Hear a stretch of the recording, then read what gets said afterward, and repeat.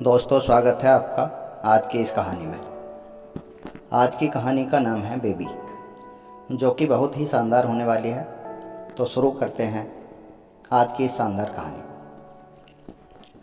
पति अभी नहा ही रहा था कि तभी फ़ोन पर मैसेज टोन बजी। पत्नी मोबाइल के पास में ही खड़ी थी। उसका ध्यान फ़ोन की तरफ गया। उसने सहज ही फ़ोन उठाकर मैसेज पढ़ा। हाय, गुड मॉर्निंग डियर। किसी बेबी का मैसेज था। पत्नी सोच में पड़ गई कि अब यह बेबी कौन है। तब तक पति भी नहाकर बाहर आ चुका था। पत्नी उसे बताती है कि किसी बेबी का मैसेज आया है। पति मुस्कुरा देता है, फ़ोन उठाकर उस मैसेज का रिप्लाई करता है, hi baby, how are you, और अपने काम में लग जाता है। पत्नी इस रिप्लाई को भी पढ़ती है। अब हर पल पत्नी के दिमाग में यही विचार कौंधता रहता है कि यह बेबी कौन है। शाम को पति घर आता है। पत्नी उससे पूछती है, यह बेबी कौन है। पति जवाब में सिर्फ मुस्कुराकर टाल देता है और फिर से अपने काम में लग जाता है। 2-3 दिन बीत जाते हैं। उन विचारों ने अभी तक पत्नी का पीछा नहीं छोड़ा था और फिर से पति के मोबाइल पर एक बार बेबी का मैसेज आता है, आज मिलोगे नहीं, मुझे आपकी बहुत याद आ रही है। इस मैसेज ने आग में घी का काम किया। पत्नी का शक और भी ज़्यादा पक्का हो गया। बीच बीच में अब ऐसे मैसेज का आदान प्रदान होता ही रहता था और पत्नी के मन में शक की जड़ें और गहरी होती गईं। पति के पूछने पर भी जवाब में सिर्फ मुस्कुरा देता और कुछ नहीं कहता। यह शक गुस्सा बनकर तब ज्वालामुखी की तरह फट पड़ा जब एक दिन उसे अपने पति की जेब में सिनेमा की 2 टिकटें मिली। पत्नी अपने पति से बहुत झगड़ती है। पति उसे समझाने की कोशिश करता है, लेकिन वह कोई भी बात सुनने को तैयार नहीं है। पति को भी उस पर गुस्सा आ जाता है और यह झगड़ा अब और भी ज़्यादा बढ़ जाता है। गुस्से में पति घर से निकल जाता है। पत्नी का गुस्सा पति से भी कई गुना ज़्यादा है। तुरंत वो अपना सारा सामान पैक करती है। एक चिट्ठी लिखती है कि मैं मायके जा रही हूँ हमेशा के लिए, और पति का घर छोड़कर चली जाती है। गुस्सा शांत होने पर जब पति घर आता है तो चिट्ठी पढ़कर उसके होश उड़ जाते हैं। 10 दिन बीत जाते हैं और गांव के उस घर पर डोरबेल बजती है जहां पत्नी रहने चली गई थी। पति जैसे ही दरवाज़ा खोलती है, दरवाजे पर 10 साल की एक छोटी सी प्यारी सी बच्ची हाथों में चिट्ठी लिए खड़ी थी। वह पत्नी को वह चिट्ठी देती है। बच्ची से वह चिट्ठी लेकर पत्नी चिट्ठी खोलकर पढ़ती है, डियर वाइफ, जिस बेबी की वजह से हम दोनों में इतने झगड़े हुए और तुम हमारा घर छोड़कर यहाँ चली आई, यह बच्ची जो अभी तुम्हारे सामने खड़ी है, यह वही बेबी है। अनाथ आश्रम की एक प्यारी सी बच्ची है। इसी के साथ में बातें करता था, सिनेमा जाता था।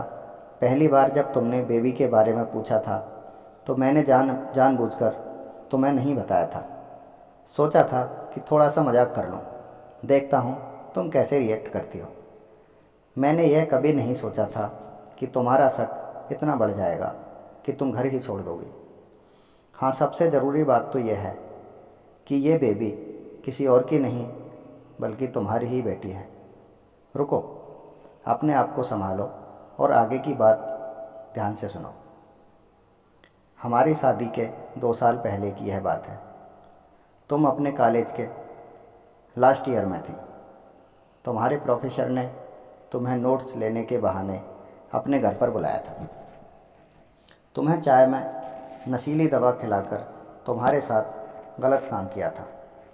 इसमें तुम्हारी कोई गलती नहीं थी, लेकिन कुदरत ने अपना काम किया और तुम्हारे पेट में इस बेबी को डाल दिया। काफ़ी प्रयास करने पर भी जब अबॉर्शन नहीं हुआ तो तुम्हारे घर वालों ने समाज के डर से तुम्हें 6 महीने तक घर में ही छुपा कर रखा था। क्योंकि तुम्हारे पिताजी खुद एक डॉक्टर हैं, इसलिए यह बिन मांगा बच्चा बड़ी आसानी से बिना किसी को कानो कान खबर हुए इस दुनिया में आ गया। भविष्य में तुम्हारी शादीशुदा ज़िंदगी में कोई प्रॉब्लम ना हो, इसलिए तुम्हारे पिता ने इस बच्चे को शहर के एक अनाथ आश्रम में छोड़ दिया। यह वही बच्चा है, मतलब यही बेबी जो अभी तुम्हारे सामने खड़ी है। अगर अभी भी विश्वास नहीं हो रहा है तो इस बच्ची के गाल का वो तिल देख लो जो शायद तुमने उसे आखिरी बार रोते हुए देखा होगा, या फिर अपने पिताजी से पूछ लो। पत्नी जल्दी से उस बच्ची को पास में लेकर उसके गालों का तिल देखती है। उसका मन भर आता है, उसकी आंखों में आंसू आ जाते हैं, लेकिन अभी भी चिट्ठी बाकी है, इसलिए वह आगे बढ़ती है। मुझे पता है अभी भी तुम्हारे मन में यह सवाल उठ रहा होगा कि यह सब मुझे कैसे पता। तो तुम्हें मैं बता दूं कि यह सब खुद तुम्हारे पिता ने ही अपने मन में उठ रहे पश्चाताप को शांत करने के लिए शादी के 1 महीने पहले मुझसे मिलकर सब कुछ बताया था। उन्होंने यह भी कहा था कि अगर मैं चाहूँ तो शादी से इनकार कर सकता हूँ। मैंने तो स्वीकार किया क्योंकि इस पूरी घटना में तुम्हारी कोई भी गलती नहीं थी और हमारी शादी हो गई। तुमने मुझे बहुत प्यार दिया, लेकिन तुम्हारे पिता से बेबी के बारे में जानने के बाद मैं उसे मिले बिना नहीं रह पाया। मैं बीच बीच में उससे मिलता था। उससे मिलना, उसके साथ समय बिताना मुझे बहुत अच्छा लगता था। कितनी प्यारी बच्ची है, बिना किसी गलती के क्यों सज़ा भुगते। बस इसलिए मैं उसे थोड़ी सी खुशी देने की कोशिश करता था। बस मुझे इतना ही कहना था। अब अगर तुम फिर से अपने घर में आकर मेरे साथ रहना चाहो तो बाहर निकलकर सिर्फ गैलरी में आ जाओ। तुम्हारा और तुम्हारा डियर पति। बिना एक क्षण की भी देरी किए पत्नी दौड़कर गैलरी में पहुंची। गैलरी में उसका पति खड़ा था। उसके चेहरे पर मुस्कान और पत्नी की आंखों में आंसू मोती की तरह टपक रहे थे। कारण कुछ भी हो, पति पत्नी के बीच में कभी भी बेवजह शक को थोड़ी सी भी जगह मत दो, क्योंकि दुनिया में हर बीमारी का इलाज है दोस्त, लेकिन शक नाम की बीमारी का कोई इलाज नहीं है। मन शांत रखो, जो भी मन में आए एक दूसरे को बताओ। दोस्तों, कैसी लगी आज की कहानी?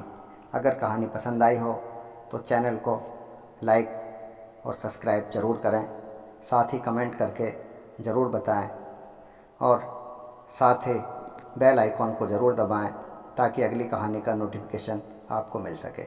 धन्यवाद।